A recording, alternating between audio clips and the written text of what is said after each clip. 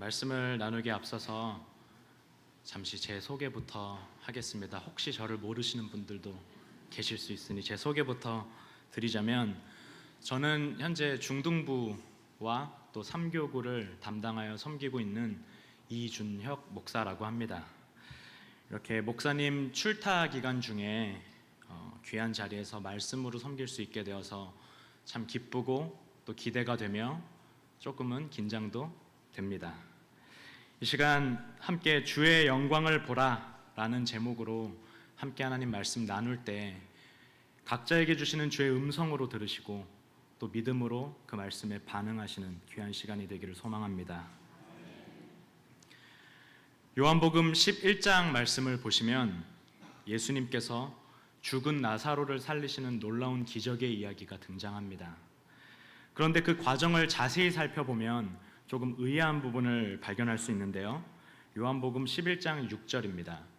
나사로가 병들었다함을 들으시고 그 계시던 곳에 이틀을 더 유하시고, 예수님께서는 나사로가 병들었다라는 소식을 들었습니다.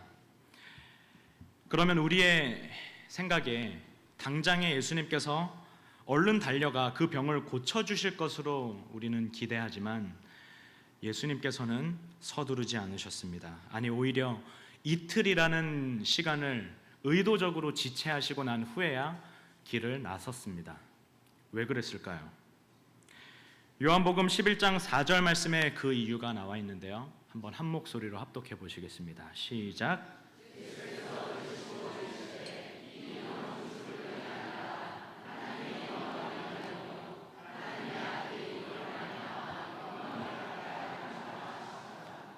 아멘. 예수님께서 이렇게 말씀하시죠. 나사로의 병은 죽을 병이 아니라 하나님의 영광을 위함이다. 이 일로 말미암아 하나님의 아들이 영광을 받을 것이다. 바른 성경에서는 이 구절을 이렇게 번역했습니다. 예수께서 들으시고 말씀하셨다. 이 병은 죽음에 이르는 것이 아니라 오히려 하나님의 영광을 위한 것이요 이것을 통해 하나님의 아들이 영광을 받게 될 것이다. 즉, 달리 표현하자면 이렇습니다. 나사로의 이 병은 단지 죽음으로 끝나지 않을 것이고 결국은 그 일로 인하여 하나님의 영광이 드러나게 될 것이다. 하지만 예수님께서 그곳에 도착하시기 전에 나사로는 죽었습니다. 그러자 이어지는 15절 말씀에서 예수님께서 이렇게 말씀하십니다.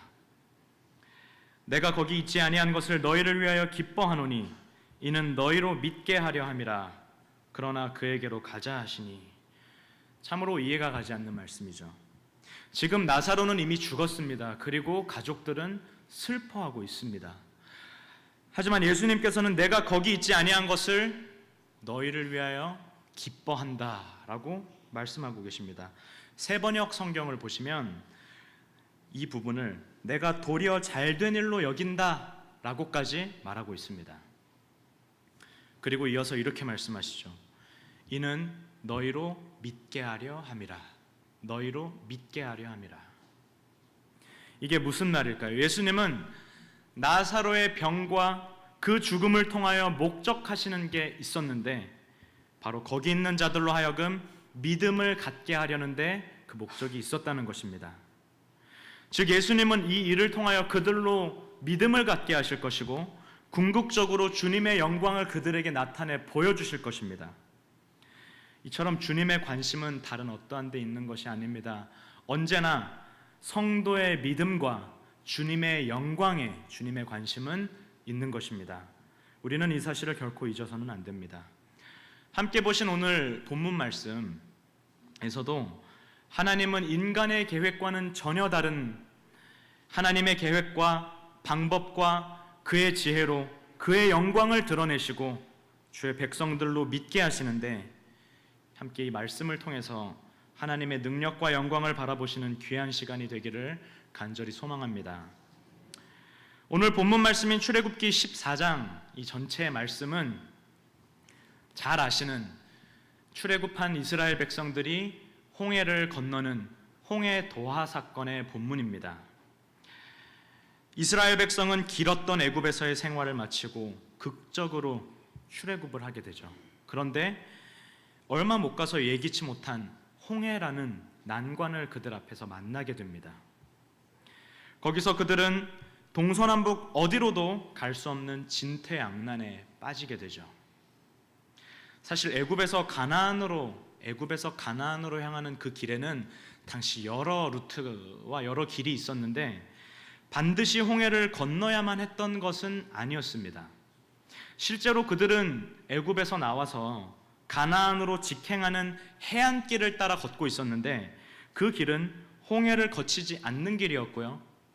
대부분 평지로 되어 있었으며 가나안까지 약 5일에서 일주일 정도면 갈 수 있는 그러한 길이었습니다. 왕의 대로라고도 불리는 길이었죠.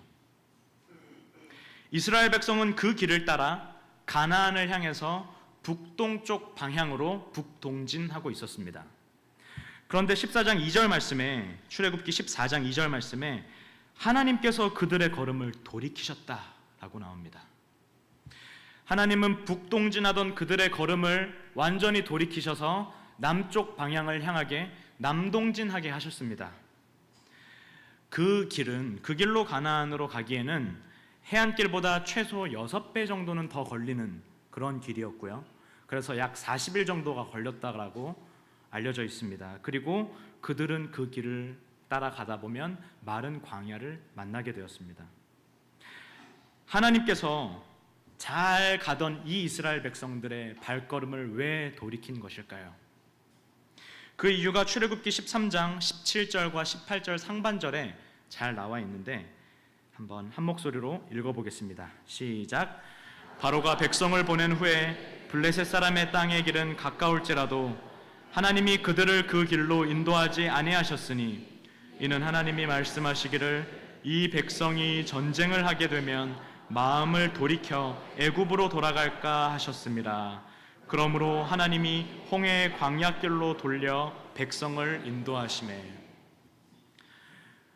그들이 걸어가고 있던 그 길은 가장 가까운, 가장 짧은 지름길이었지만 그 길로 가게 되면 블레셋 사람들과 만나야 했고 그들과의 전쟁을 피할 수 없었으며 또 전쟁을 하게 되면 이스라엘 백성들이 마음을 돌이켜 다시 애굽으로 돌아갈까 하나님께서 염려하셨기 때문에 하나님께서는 그들을 친히 다른 길로 인도하셨다는 겁니다. 즉 누구보다 그들을 잘 아시는 하나님께서는 그들이 믿음 잃는 것을 원치 않았습니다. 그들이 믿음을 잃고 다시금 이전의 삶으로 돌아가는 것을 하나님께서는 원하지 않으셨기 때문에 그들의 발걸음을 급하게 돌이키신 것입니다. 그들을 향한 하나님의 배려였던 것이죠.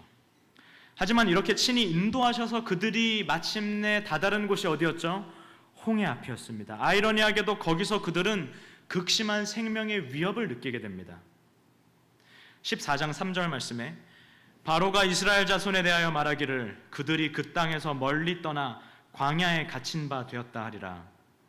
바로는 이스라엘 백성이 출애굽을 하고 광야에서 이상한 알 수 없는 행보를 보이자 그들이 광야에서 헤매고 있다고 생각했고 그들이 광야 한가운데 갇혔다라고 여겼습니다.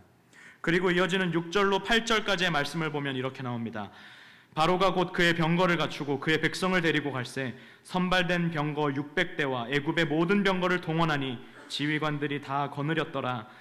여호와께서 애굽 왕 바로의 마음을 완악하게 하셨으므로 그가 이스라엘 자손의 뒤를 따르니 이스라엘 자손이 담대히 나갔습니다. 바로는 이스라엘 백성들의 모습을 발견하고 지체하지 않았습니다.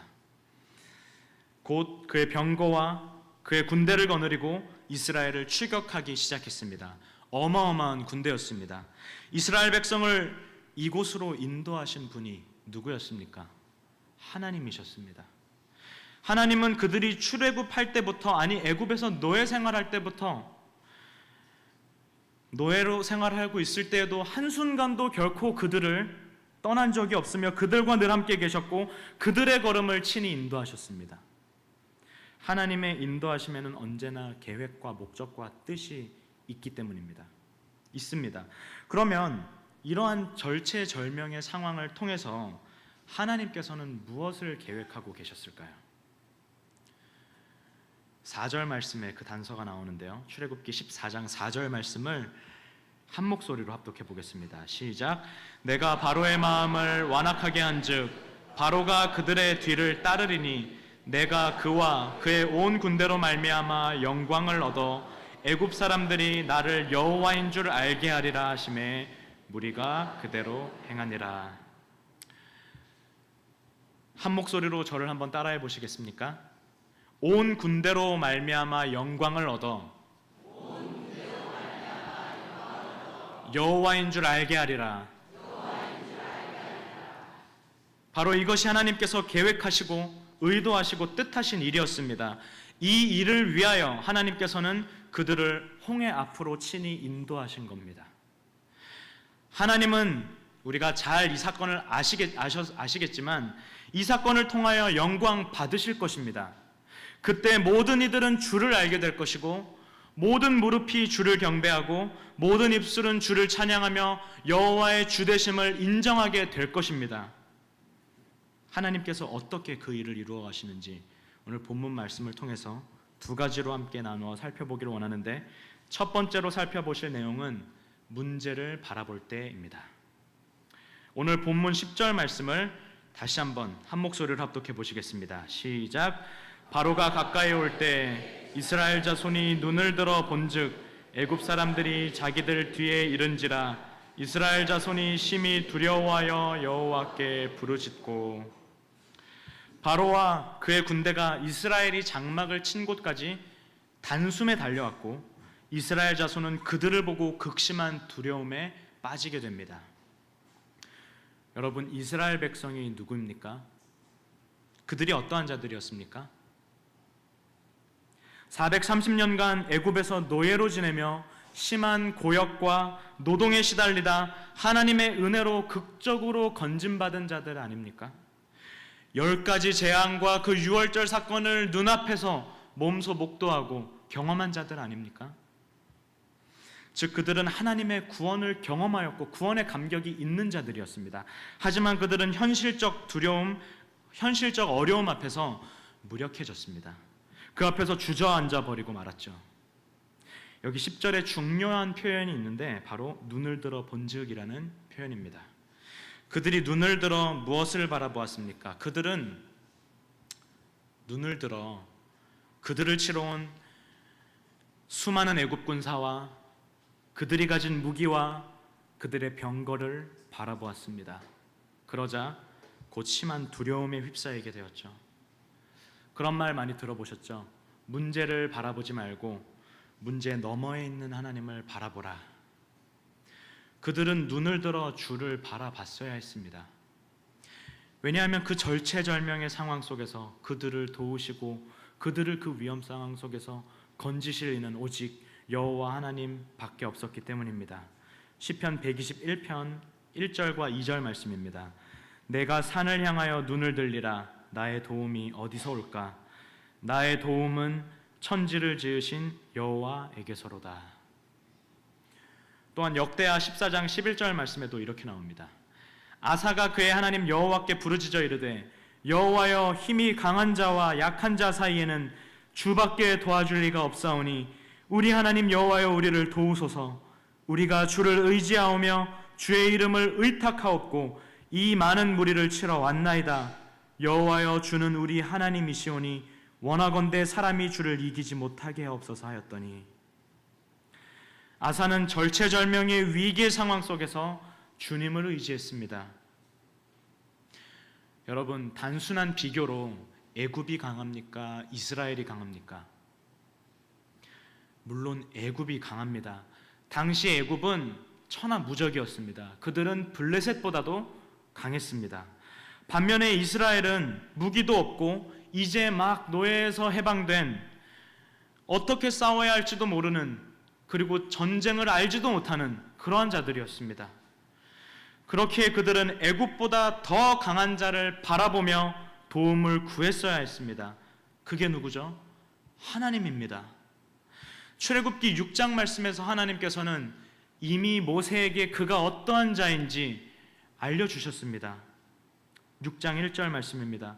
여호와께서 모세에게 이르시되 이제 내가 바로에게 하는 일을 내가 보리라. 강한 손으로 말미암아 바로가 그들을 보내리라. 강한 손으로 말미암아 바로가 그들을 그의 땅에서 쫓아내리라. 여기에서 말하는 강한 손 누굽니까? 바로 하나님의 손, 하나님을 가리킵니다. 하나님의 능력을 가리킵니다. 다시 한번 저를 따라해 보시죠. 강한 자는 강한 손으로, 강한 자는 강한 손으로. 그렇습니다. 강한 자는 강한 손으로 다스려야 합니다.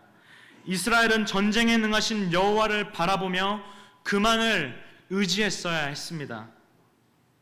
사랑하는 상암의 성도님들, 문제를 바라본다고 우리의 문제가 해결되지 않습니다. 오히려 문제는 또 다른 문제를 낳기 마련입니다. 하지만 문제 너머에 계신 주님을 바라볼 때 우리의 문제가 해결될 줄 믿습니다. 하나님을 바라본다고 모든 문제가 순식간에 다 사라진다는 말이 아닙니다. 하나님을 바라볼 때 그 문제가 더 이상 문제가 되지 않는다는 말이고, 오히려 하나님의 일하심을 기대하며 소망을 품을 수 있게 된다는 말입니다. 문제보다 더 크시고 모든 문제를 친히 주관하사 다스리시는 주님을 바라보시기를 바랍니다. 그럴 때 우리 마음 가운데 두려움은 사라지고 주를 향한 신뢰와 주께서 주시는 소망으로 가득 차게 될 것입니다. 계속해서 10절 하반절 한번 보시겠습니다. 10절 하반절 보시면 이렇게 나옵니다. 이스라엘 자손이 심히 두려워하여 여호와께 부르짖고. 뒤쫓아온 애굽의 군대를 보고 두려움에 빠진 이스라엘 백성들이 여호와께 부르짖었다라고 나오는데, 이 부르짖음의 성격은 어떠한 것이었을까요? 우리는 이어지는 구절을 통해서 그 단서를 발견할 수 있는데 11절 말씀에 이렇게 나옵니다. 그들이 또 모세에게 이르되 애굽에 매장지가 없어서 당신이 우리를 이끌어내어 이 광야에서 죽게 하느냐? 어찌하여 당신이 우리를 애굽에서 이끌어내어 우리에게 이같이 하느냐? 그들은 자신들이 처한 상황에 대해 거칠게 항의하며 불평했습니다.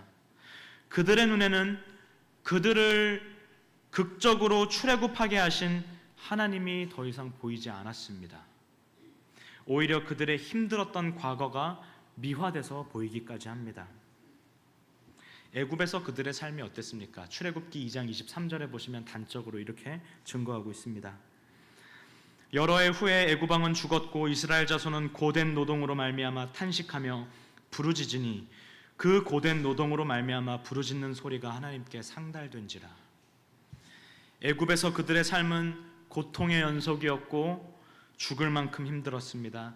하지만 지금 앞에 닥친 그러한 어려움으로 인해 그때가 차라리 나았다라고 그 과거를 미화하며, 거짓된 미화였죠, 미화하며 하나님 앞에 불평하고 있는 이스라엘 백성들의 모습을 우리는 발견하게 됩니다. 따라서 여기서 그들의 부르짖음은 믿음의 부르짖음이 아니었습니다. 두려움과 원망으로 말미암은 거의 비명과 절규에 가까운 부르짖음이었습니다.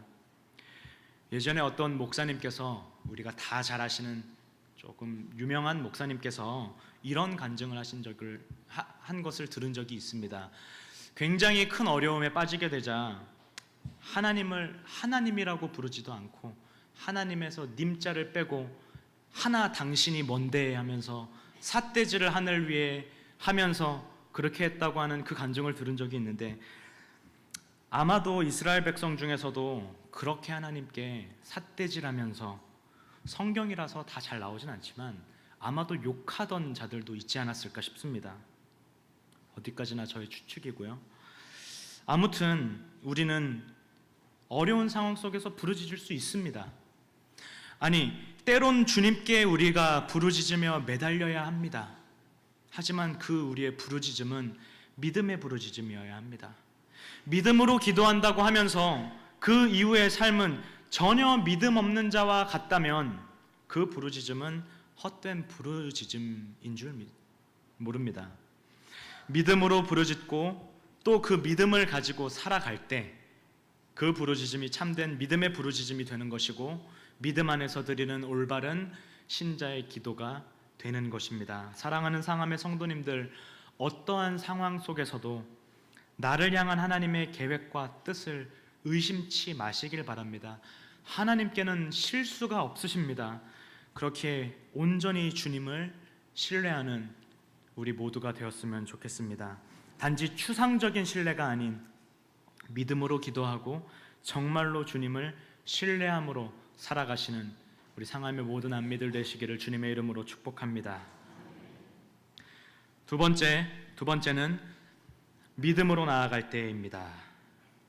온 이스라엘 백성이 큰 두려움에 휩싸여 있을 때 모세는 그들을 향해서 문제를 바라보지 말고 믿음으로 하나님께서 하시는 구원의 역사를 바라보라고 명합니다. 본문 13절과 14절 말씀입니다. 모세가 백성에게 이르되 너희는 두려워하지 말고 가만히 서서 여호와께서 오늘 너희를 위하여 행하시는 구원을 보라. 너희가 오늘 본 애굽 사람을 영원히 다시 보지 아니하리라. 여호와께서 너희를 위하여 싸우시리니 너희는 가만히 있을지니라. 모세의 위대한 고백이죠. 어떻게 모두가 두려워 떨고 있을 때 모세는 이렇게 위대한 고백을 하며 위대한 믿음을 가질 수 있었을까요? 그의 믿음의 근원은 어디에서 온 것일까요? 그것은 바로 하나님 말씀에 있었습니다. 그는 하나님의 말씀을 기억했고 말씀하신 대로 이루실 신실하신 하나님을 신뢰했습니다. 하나님께서 모세에게 뭐라고 말씀하셨습니까? 4절 말씀 다시 한번 읽어볼까요? 4절 말씀 읽어보겠습니다. 시작.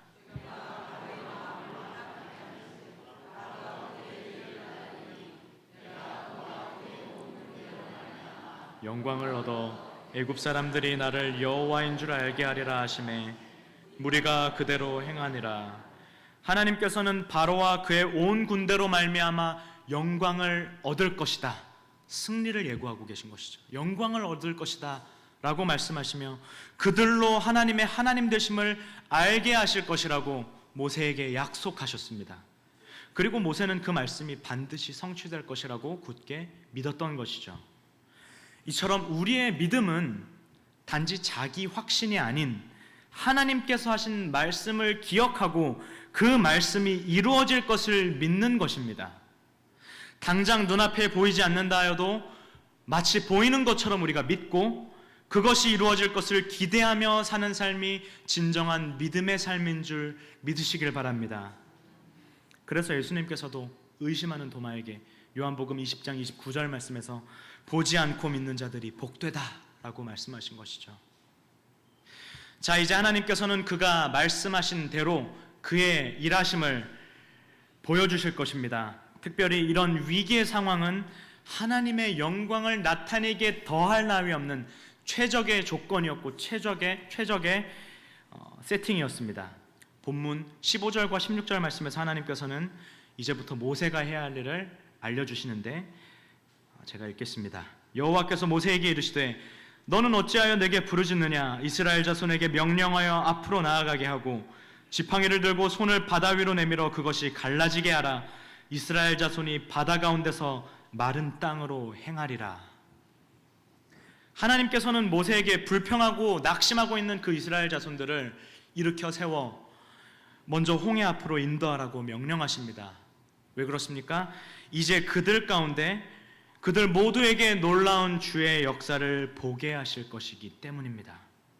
모두가 모인 가운데 모세가 지팡이를 들고 홍해를 향하여 손을 들자 물이 단숨에 갈라졌고 모두가 일제히 그 광경을 지켜보았습니다.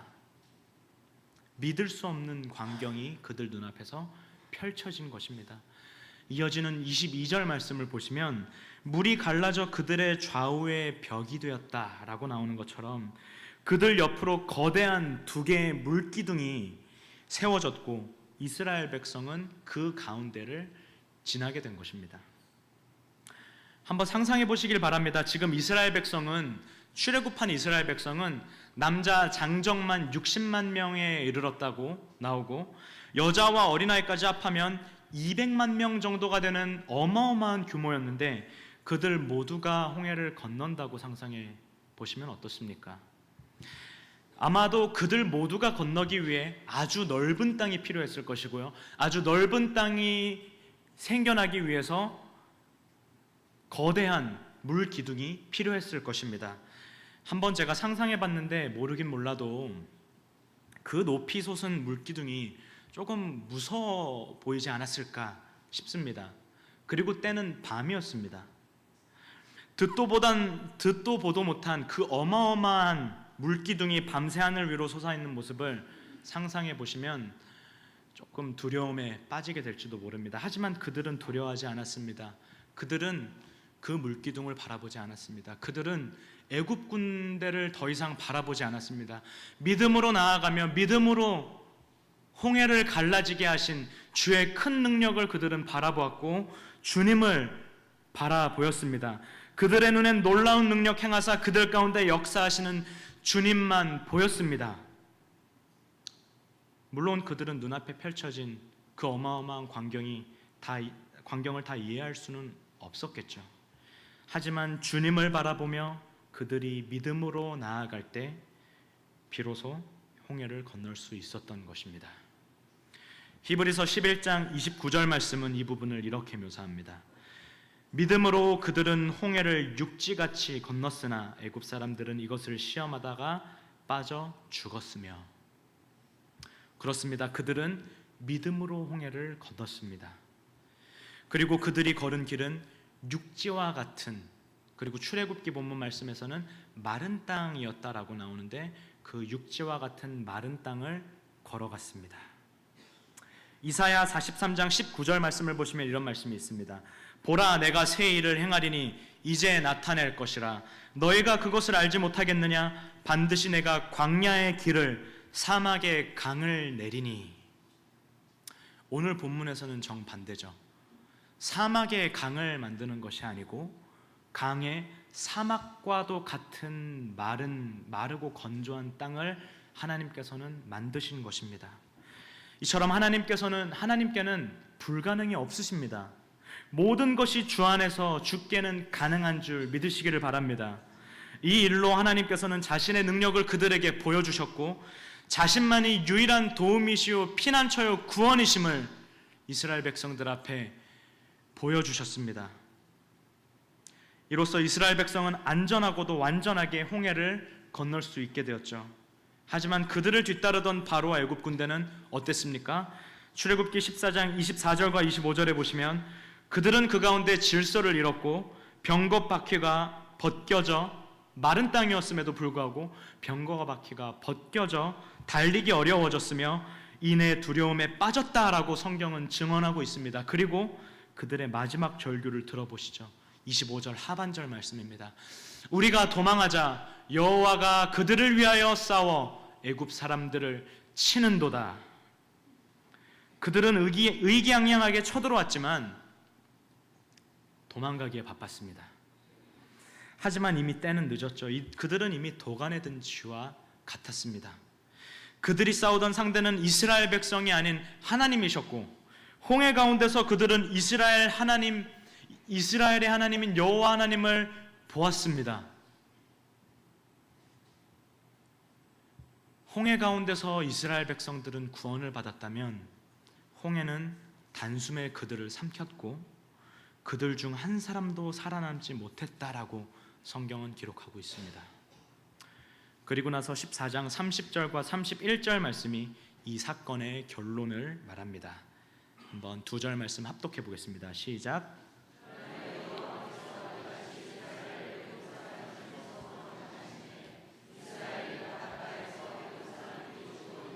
보았더라. 이스라엘이 여호와께서 애굽 사람들에게 행하신 그 큰 능력을 보았으므로 경외하며 여호와와 그의 종 모세를 믿었더라. 아멘.